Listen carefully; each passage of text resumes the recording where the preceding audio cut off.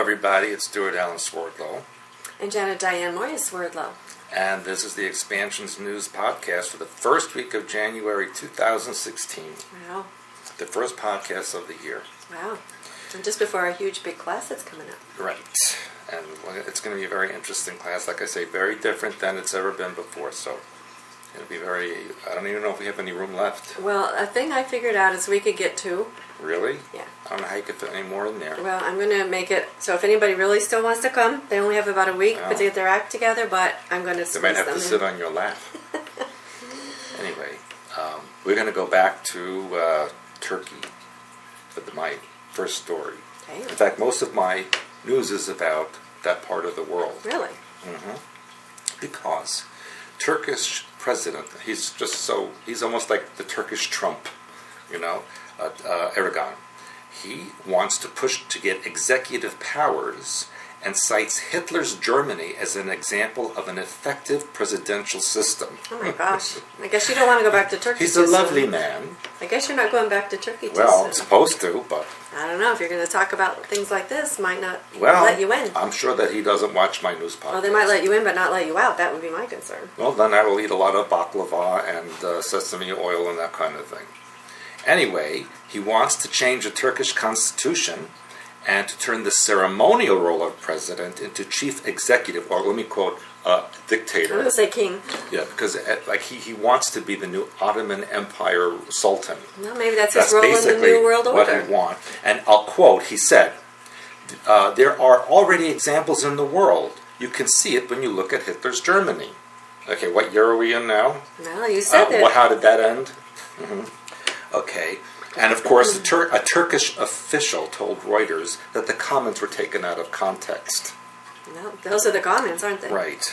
And he also said, Erdogan, that this week that Turkey and Israel need each other and that they have to become friends again. But I'll translate that.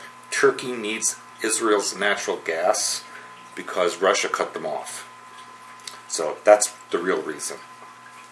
Then, let's shift a little bit further east to Iran. And Iran's Revolutionary Guard said they have so many missiles, they don't know where to hide them. Well, we could give them part of our garage. Yeah. And he said, we lack enough space in our stockpiles to house our missiles. That's terrible. What do we do with our missiles?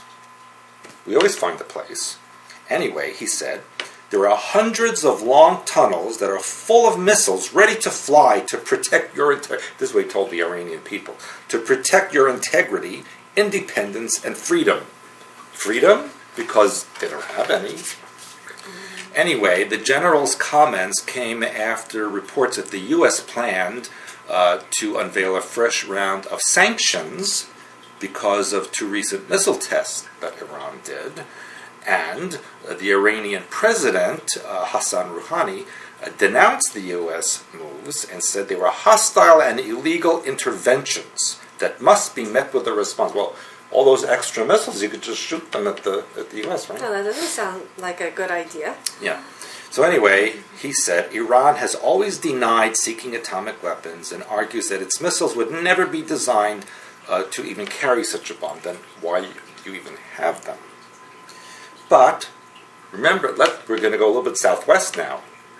Do you remember what I said about ISIS and Mossad and all that? Yeah. Well, guess what? The most senior cleric in Saudi Arabia has called for greater Islamic cooperation against the Islamic military, or ISIS. And he also said ISIS was part of the Israeli army.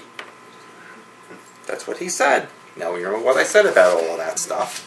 And his name is the Grand Mufti of Saudi Arabia, Sheikh Abdulaziz Al-Sheikh. That's pretty big mouthful there. Who praised the creation of an Islamic military alliance to fight terrorism, promising that the alliance will defeat ISIS, which he labeled a heretical and un-Islamic movement. It's kind of like the alliance I was talking about last week, when the guys all had on the military face masks and everything, and were dancing around. It's going to get more interesting. He's 72 years old, this guy, And he was asked about comments made by Abu Bakr al-Baghdadi, the self-proclaimed caliph of ISIS. And he said that the alliance is not serious because it is not killing Jews and liberating Palestine. Well, he should hung out with Erdogan, I guess. with Hitler stuff. Al-Baghdadi called the new Saudi-led alliance a pawn of the United States and Israel, promising that the tanks of the Mujahideen are moving closer to Israel day after day. And al-Sheikh dismissed al-Baghdadi's threat to Israel, calling it simply a lie. Actually, Daesh, which is another term for ISIS, is part of the Israeli soldiers, he said, and asserted a supposed relationship between the Israeli army and ISIS. Getting complicated. Now it gets even more interested because the Sheikh is a direct descendant of the 18th century founder of Wahhabi Islam, Muhammad ibn Abd al-Wahhab. My goodness. Your mouth is really flowing today. Which is really interesting because that's really what ISIS is based on, yet they're against the Saudi leaders who are descendant of that, and the Saudis did that in 1700s. They were like ISIS, and then had now Saudi Arabia, so very strange configuration. Yes. But what's also interesting is that, remember when they had the Hajj this couple of months ago and all those people were killed? Right. Mm-hmm. Well, he said the Hajj stampede that killed hundreds was an act of God. Okay. And those people actually deserved it. Oh my. But Saudi Arabia, as you know, kind of is friendly with Israel because they're afraid of Iran and they're afraid of ISIS, and there's like all these fighting with each other. Well, we never really know what's going on behind the scenes anyway. But, ISIS, what do? They go into a village, they burn people, they chop their heads off them. Right. Well, yesterday, Saudi Arabia executed 47 people in one day. Why? They cut their heads off. They had too many heads. So they cut their heads off. And one in particular, they beheaded Abdulatif Zapanta, a Filipino national who spent nearly 6 years on death row. This was Saudi Arabia's 158th execution of 2015. I heard that executions in Saudi Arabia are increasing. And of that, 70 people who had been executed were foreign nationals. Now, this Filipino person arrived in Saudi Arabia in 2008 as a laborer. He worked in the country as a tile layer and contractor, and he killed his Sudanese landlord, Imam Ibrahim, with a hammer in a violent dispute over rent money. Now, the Filipino guy claimed it was an act of self-defense and that Ibrahim struck him first. But the strict interpretation of Islamic law said that, eye for an eye and all that kind of thing. But he had hoped to escape execution through a payment of diya, which is blood money. Saudi Arabia's legal system allows families to accept this compensation in exchange for pardoning a perpetrator when the conviction is classified under the principles of qisas, which is an eye for an eye punishment. Yeah, I think I've heard that. The family of the victim can either forgive the perpetrator with nothing in return, demand what's known as blood money, or they can refuse all of those and see the person executed. Yeah. So in this Filipino's case, the family of the dead person demanded 4 million Saudi riyals, or which is about $1 million US. And this Filipino's guy's family and the Philippine government began fundraising to save him. Okay, let's look at this. Do you think the Filipino government had $1 million? I don't know. I mean, really? The government? If they really wanted to save him, they couldn't come up with enough. I mean, the government of the Philippines, they could have spent $1 million. They could have spent $10 million. Right. But they obviously didn't. So that says a lot about the Philippines. Huh? Well, we don't know really who this guy is. They say he's a laborer, he might have been somebody else. The bottom line is that activists have routinely criticized Saudi Arabia's justice system for flaws and abuses, including, get this, draconian punishments and violations of basic legal rights. That's why we give them billions of dollars a year in military aid and economic aid. Yeah. Saudi Arabia ranks third behind China and Iran among nations in terms of annual number of executions. Who do you think the other two are the top 5? Is U.S. one? Iraq and United States. So isn't it nice the United States is right up there with Iran, China, Saudi Arabia, with the executing people. Yeah, doesn't surprise me. But who's number one in imprisonment? U.S.? United States imprisons more people in its population than any other country in the world. But it is cheap labor, and it's another way of mind control. And by the way, part of the executions the other day was a very top Shia Muslim leader in Saudi Arabia, and now Iran is a Shia country. The Sunnis and Shiites. And so Iran said there will be divine retribution against Saudi Arabia. We'll see what happens. Yeah, it's heating up in the Middle East. Yeah. All right, you ready for my news? I guess so. All right, mine, of course, I have some Putin news. You got some Putin news. I do, and you love Putin. Putin says that the U.S. is now among one of the biggest threats in a new Russian security strategy. Well, it's always been. Well, no, it's apparently changing, because apparently there was an old document that was written in 2009 called About the Strategy of National Security of Russian Federation. It would never mention the U.S. or NATO, but the new one now says that Russia has managed to heighten its role in solving global problems and international conflicts. And this heightened role has caused a reaction in the West. And therefore, now they're considering the West more of a threat. But what's interesting, and they kind of put this at the end of the article, embedded in it, which I didn't know this, maybe you knew this. Did you know that in the Ural Mountains that Boeing has an airplane building plant there? Yeah, in Russia. Yeah, in the Ural Mountains because of titanium to build the new Dreamliner aircraft. You're kidding. No, and they said, of course, that would never have happened a long time ago, but it is happening now. So they better stay friends, otherwise they're going to lose a lot of planes. Yeah, and now the other thing that was interesting to me, too, because growing up a few years ago, as we did, and you probably remember this, they had said a long time ago that Russia would take over the U.S. without ever firing a shot. Now, people here are really liking Putin, and remember I reported on that story about Trump and Putin running on the same ticket. Of course, it was sarcastic, but the idea is as we begin seeing the two together. So I think now with Boeing being embedded in there, which I didn't have a clue. I mean, it takes a while to build an airplane building plant, so they've been there for a while. So, plus that area of Russia, the Ural Mountains, that's where Sverdlovsk was and is. And that was that was their Area 51. Yeah. So that's what I said. Something, and maybe it's been there all along, but maybe they're just not telling us for all we know. So listen, anyway, keep your eye on that. Now, the Pope, who I'd like to talk about as well, called for an end to the, quote, arrogance of the powerful, as well as the false neutrality which prevents sharing. This was in his New Year's speech. So to me, again, he's still alluding to the West/the U.S. So I still feel the Pope is also in there working on creating the downfall of the U.S. Well, so everybody is. Yes, because that's what they're hammering away at. Then Obama claims he's frustrated by Congress and plans unilateral gun control steps. Yeah, I heard about that. And he has this was interesting. He's U.S. Attorney General Loretta Lynch. That's a perfect name. Isn't that perfect? It reminds me of the singer Loretta Lynn. Yeah, me too, but it's Lynch. So anyway, apparently they're going to finalize executive actions. Executive is like execute, in other words, the dictatorial laws. Yes, see, they're going to look for executive actions which do not require congressional approval, which he will unveil next week. So maybe he likes Hitler too. So he is vowing to use whatever power this office holds to put in place gun control measures. Did you see what the governor of Texas said? What? He said to Obama, "Oh, you're going to do that? You come and get our guns. Come on. You want to come over here?" Well, but we talked about the Civil War thing. So, that's right. Well, leave it to Texas. Well, they were once a separate country anyway. That's right. So, and aren't they still a republic?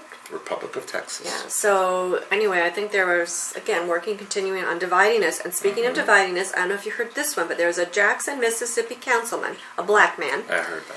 Who suggested that people throw rocks and bricks at police, and bricks and bottles. That's brilliant. That'll send a message that we don't want you here. Apparently, there have been high-speed chases for simple, in their opinion, simple things which have ended in their neighborhoods, and so they're angry at the police. Yeah, but it's Mississippi. And the point being is they're still working on dividing us, black against white, police against, the regular people out there. So the governor of Mississippi said in a statement that he plans to ask Mississippi's Attorney General whether Stokes' comments constitute a criminal threat against law enforcement. I would think so. But we'll see what they do about it. And then Jimmy Carter. Jimmy Carter, you know, had brain cancer. Right. Now he's claiming he's cured. Right. Okay? And now this I thought was interesting because they're saying that they used on him an experimental therapy called immunotherapy.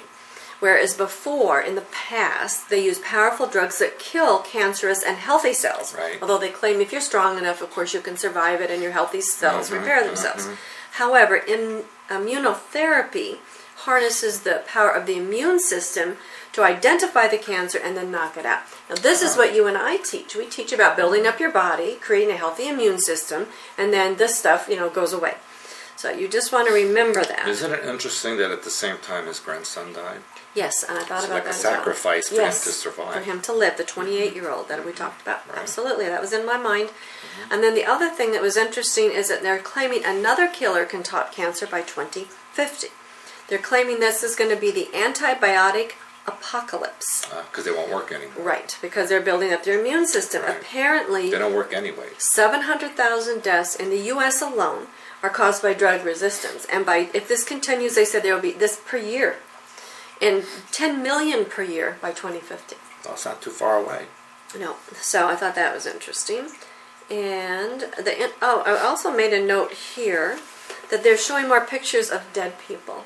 And in this article about cancer killing, they actually had a dead man's hand. Really? They're saying you're looking at a dead man's hand. Yes. Why do they want to do that? Well, I think because they're imprinting people to look at dead people, you know, to get used to it. So it's like it's an okay thing.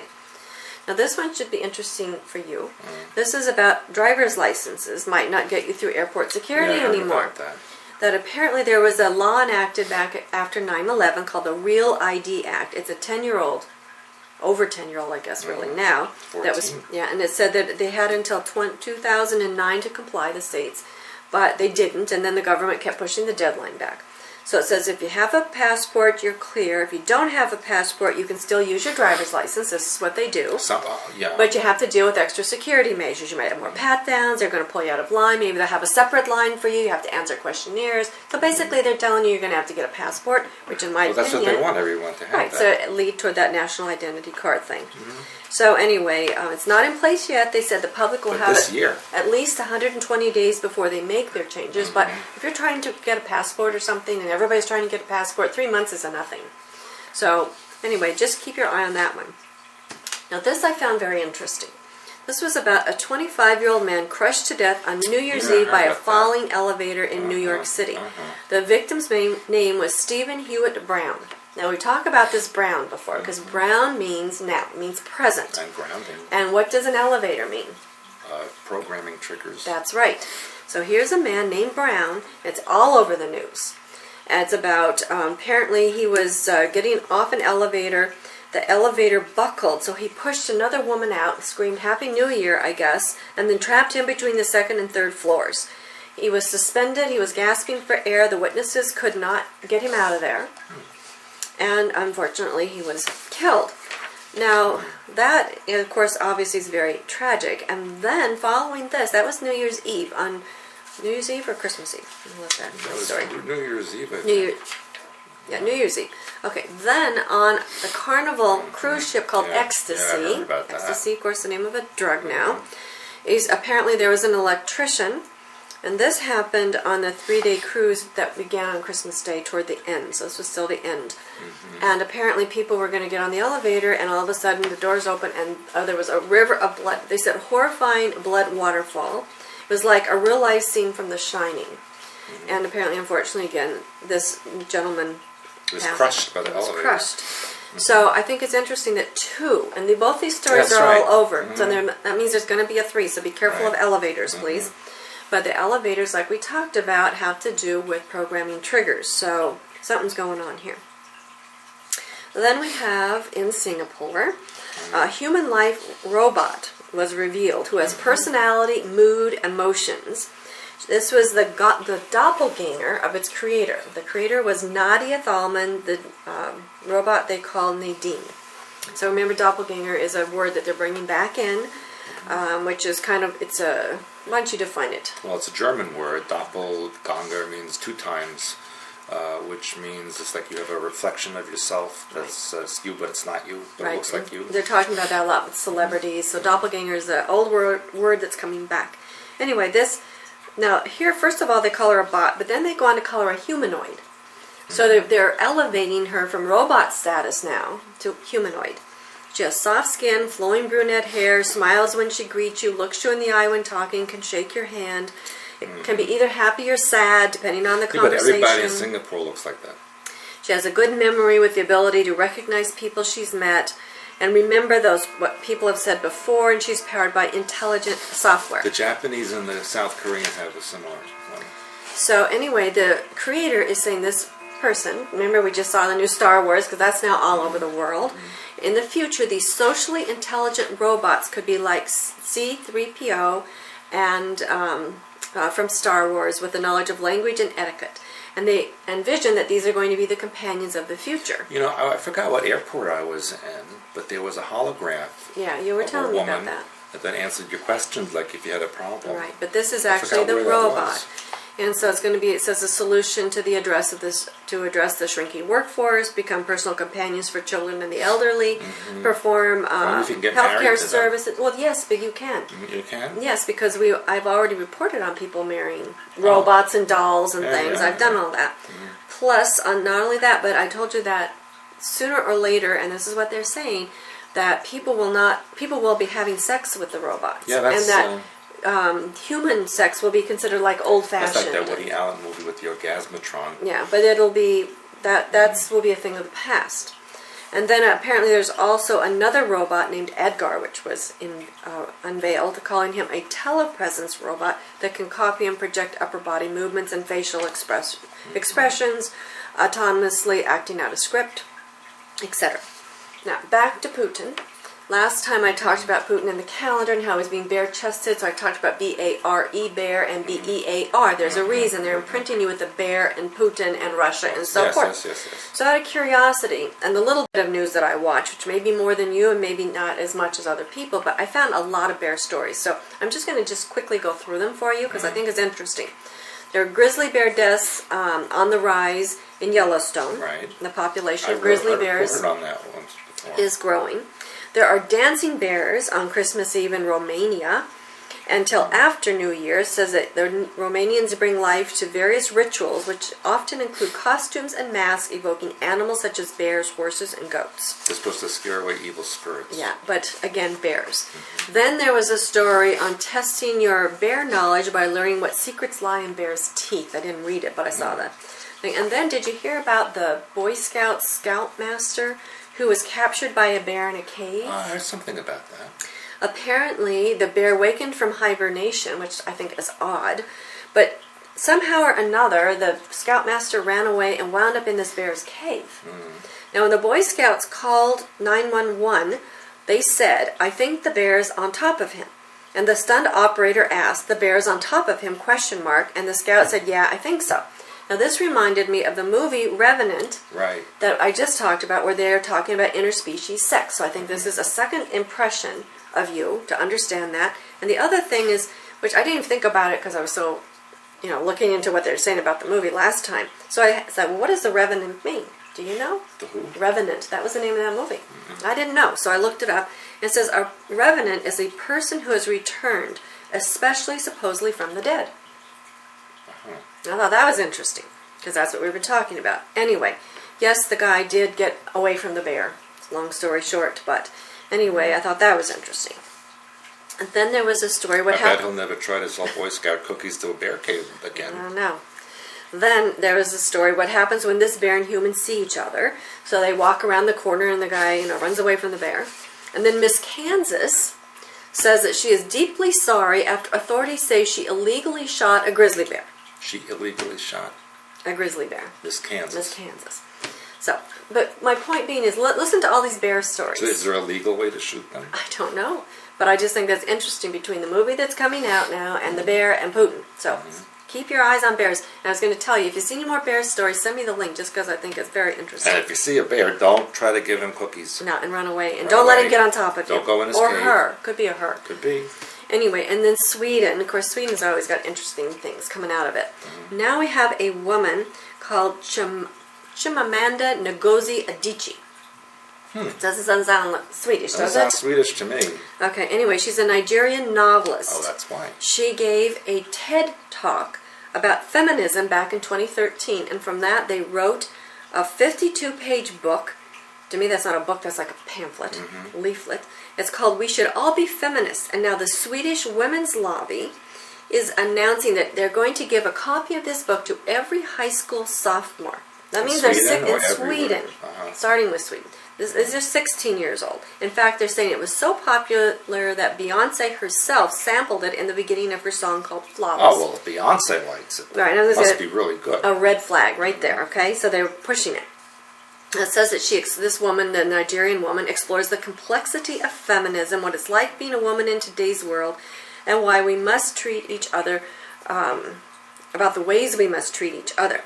She says, Sweden's, this book publisher, says, our hope is that Adichie's text will open up a conversation about gender and gender roles. It's personal, easy to digest, and it's already considered to be, in Sweden, one of the best countries to be a woman through its health and education outcomes. Now, what was interesting to me is it has a little bit of the copy of the book. And remember, these are 16-year-olds. This is what it says in the book. We teach girls shame. Close your legs. Cover yourself. We make them feel as though by being born female, they are already guilty of something. And so girls grow up to be women who cannot say they have desire, who silence themselves, who cannot say that they truly think, who have turned pretense into an art form. And whose fault is that? Well, point being is, I don't think there's anything wrong with this. I think that girls should be taught to keep their legs closed and to cover themselves, because this isn't a society where we run around naked. Maybe you should become a fundamentalist Muslim. Maybe. But anyway, it says that these are 16-year-old girls. Should they wear veils too? I think that what they're teaching people is, again, about sexuality at 16, that they should go out and have a lot of sex. That's what I think. So they're claiming it's open minds, better understanding, embracing men and women's equal rights, but I don't think so. I think it's still leading them toward more open sexuality. I think she needs to go to Nigeria and look at what's going on in her own country. And the other thing is, if somebody wants to buy 100,000 of our books, or you make a leaflet and pass that out, hey, I'd be thrilled, right? So if you want to have some books, go ahead. It's going to be very good for this woman, and it's not going to be so good with all the people who are reading it. If she went back to Nigeria, they would knock her head off. That's right.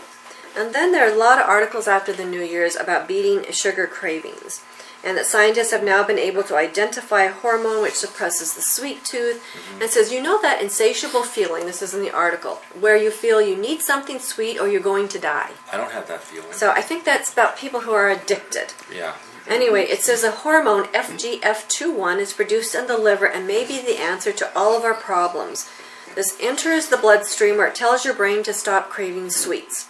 Scientists now know the hormone decreases appetite and intake of sugar. A lot of reasons people need sugar. A, they're addicted. B, they have parasites.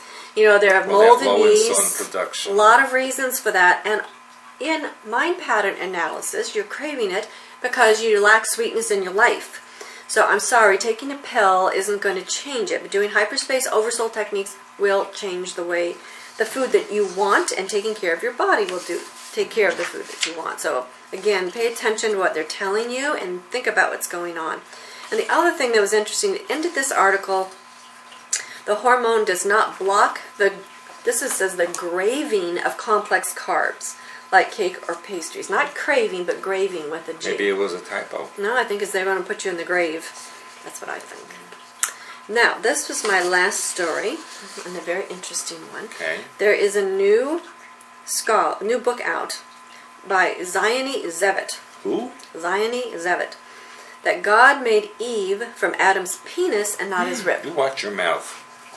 So apparently, he suggests that Eve was created from Adam's baculum. Do you know what a baculum is? Again, watch your mouth. This is actually a penis bone, which I never heard of. There's no such thing. Apparently there is. Seriously, who writes this stuff? Apparently there is. Well, how do you find it? The baculum is a penile bone, and it's found in the penis of many placental mammals, including cats, dogs, and apes, and I didn't know that. The bone, such as that from a walrus, they've had a walrus penile bone pictured in this article. Really? Yeah, so if you don't know what it looks like, go to this article. Now I know where they get that term, which I cannot say. Okay, it helps to maintain stiff... Yes, I know that term. Helps to maintain How do you know stiffness that term? because I read your mind. During copulation. It says some animals, including elephants and humans, don't have the bone. And humans aren't the only mammal without one. We are part of a boneless group, meaning you, because I'm not a male, that includes whales, horses, rhinos, rabbits, and spider monkeys, all of which have evolved without the penis bone. And there's plenty of them around. Penis bones? Those mammals. I thought you meant penis bones. Anyway, apparently there's a Hebrew word T-S-E-L-A. Tsela? I said T-S-E-L-A. Tsela. That's right. It should be translated as a protruding limb and not a rib. And apparently T-Z-E-L-A, Tsela, and T-S-E-L-A appears a number of times and in different contexts in the Old Testament. So Professor Zevet says this is what led the translators astray. Because well, we know the Bible is mistranslated. he claims that means of any part of the anatomy protruding from the body, including feet, arms, and penis. So maybe she was made from a finger. So apparently that explains why humans lack a baculum, because God took the baculum out to make... Well, that he had a lot of nerve to do that. So that's why men don't have less ribs than women. And also, I guess that's why. That's why humans don't have the penis bone, and why men and women have the same number of What ribs. was he thinking? So that's the story I'm leaving you with. So you can contemplate that. Because I Can thought... you get a Tsela implant? Well, I bet you can these days. What, Tsela pills, maybe? Maybe you get a walrus one or something. Oh, and then you can that's be a like very those good African idea. people who tie it up around their chest. Right. Yeah, I was going to do that actually for the class For the next January week. class, yeah. Well, that's why I was introducing it a little bit so that you would... It is a whole day on that. on baculums, right? And Tselas, Yeah. Yeah, on penis bones. Yeah. And we won't mention the word where that comes from now. One starts with a B. Ends in an R. And has a number 1 in the middle. But we won't say that. Honestly, I don't know where you come from. Anyway, with that said... You come from Nigeria. With whatever her name is. Yeah. Anyway, so we want to remind you that in a few short days, our January class is starting. It's our most intense class of the year. It happens once a year, and that's it. Bring your own bone. We're going to put maybe a couple people in. If you still want to come, we will make room, but we are pretty full up. We have people from Australia, United Kingdom, New Zealand, Poland, Germany, Australia, Greece. Yeah, and the U.S. Did we mention UK? Yeah. So we have people from all over the world coming, so it's always a very intense class.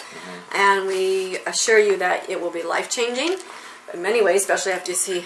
My Tsela. Yeah.